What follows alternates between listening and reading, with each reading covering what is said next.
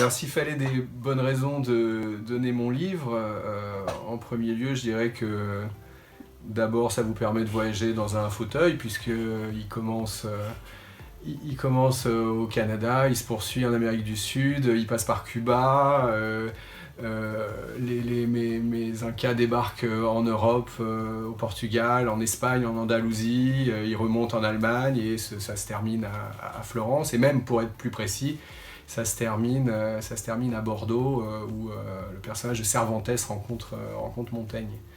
Donc ça, ce serait une première raison. La deuxième raison, ce serait que donc c'est une histoire contrefactuelle ou une uchronie, c'est-à-dire que j'ai bouleversé l'histoire.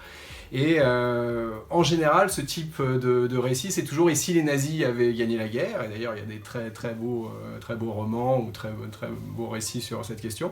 Mais voilà, moi j'ai changé, j'ai imaginé et si les Incas avaient envahi l'Europe. Donc c'est une variante qui change, je trouve. Et puis enfin, c'est l'histoire d'une revanche des vaincus. Moi, en tant que Français, j'ai cette espèce d'attachement aux vaincus. Je suis un enfant de Séville 82 et non pas de 98.